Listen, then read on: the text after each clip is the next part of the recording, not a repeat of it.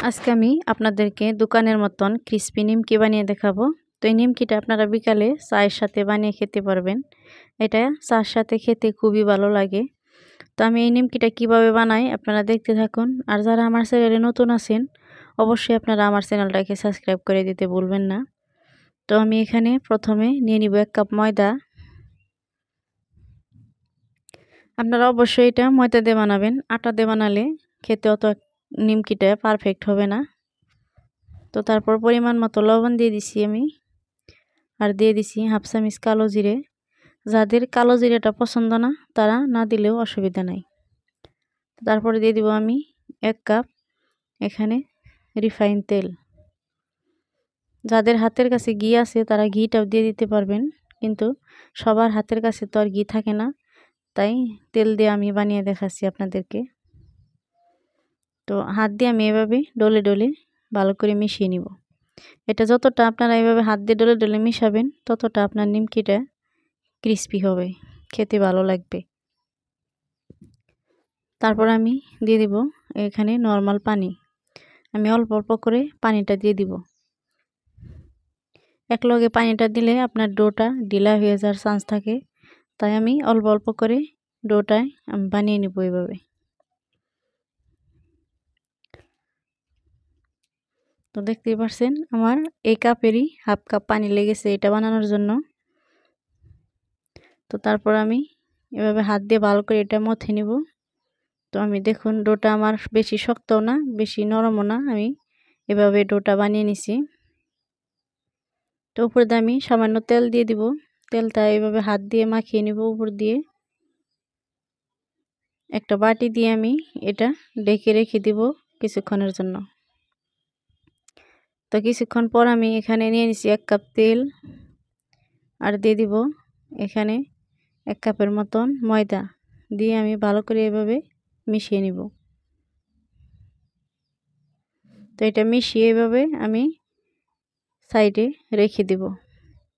তারপর আমার ডোটা দেখুন কিছুক্ষণ পর আমি ডোটা আমি এভাবে বাটিটা উঠিয়ে হাত দিয়ে আবারও এভাবে কিছুক্ষণ মথে নিব।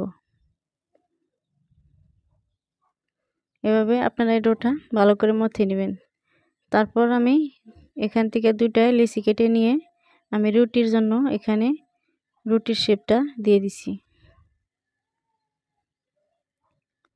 এখানে আমি 2টা রুটি বানিয়ে নিব। তো দেখতে পাচ্ছেন আমি এভাবে রুটিটা বেলে নিছি। এভাবে করে রুটিটা বেলে নেবেন। রুটিটা খুব বেশি পাতলাও না আবার খুব বেশি মোটাও হবে না। তো এভাবে রুটিটা বানিয়ে একটা গ্লাস দিয়ে এভাবে কেটে নেবেন। তো এভাবে করে আমি সবটা গ্লাস দিয়ে এভাবে কেটে নিছি। দেখতে পাচ্ছেন গোল গোল করে এভাবে আমি সবটা কেটে নিয়ে তারপর এখন আমি এটাকে একটা ভাঁজ দিয়ে দিব প্রথমে। তারপর আমি আবারও এই তেলটা এখানে আমি হাত দিয়ে এভাবে লাগিয়ে দিব, লাগিয়ে আবারও এভাবে একটা ভাঁজ দিয়ে দিব। তারপরে বেলন দিয়ে এভাবে আমি বেলে নিব। আমি হালকা হালকাভাবে এভাবে বেলে নিচ্ছি। আবারও আরেকটা দেখিয়ে দিছি আপনাদেরকে। এইভাবে আরেক ভাঁজ দিয়ে দিবেন।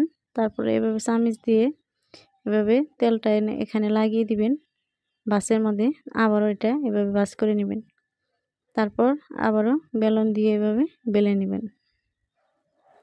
এভাবে হালকাভাবে বেলে নেবেন। তো দেখতেই পাচ্ছেন এটা বানানো খুবই সহজ। এভাবে করে আপনারা সব কয়টা বানিয়ে নেবেন। তারপরে এখানে আমি তেলটা গরম করতে দিয়ে দিয়েছিলাম। তেলটা হালকা গরম হয়ে গেলে আমি একটা একটা করে দিয়ে দিব।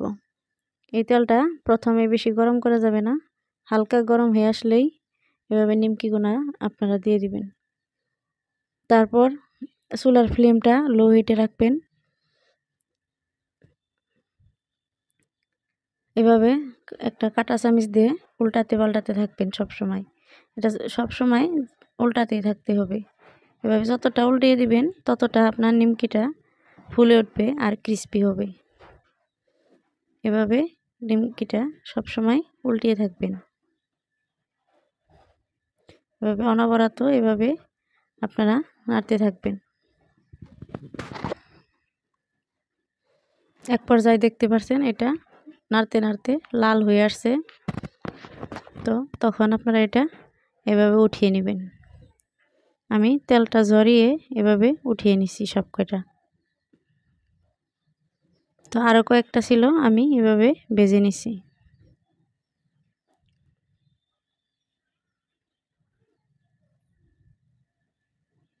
তো আবারও আমি এভাবে নাড়াচাড়া করে সব কয়টা ভেজে নিছি। তো দেখতেই পারছেন আমার নিমকিগুলো ভাজা হয়ে গেছে। নিমকিটা খুবই সুন্দর হয়েছে আর খেতে তো খুবই ভালো লাগছে এটা। তো আমি চা দিয়ে বিকালে এটা বানিয়ে খেয়েছি, খেতে আমার খুবই ভালো লাগছে। তো আপনাদের কেমন লাগলো আমার নিমকির ভিডিওটা অবশ্যই আপনারা একটা কমেন্ট করতে ভুলবেন না, আর একটা লাইক দিতে ভুলবেন না। আল্লাহ হাফিজ।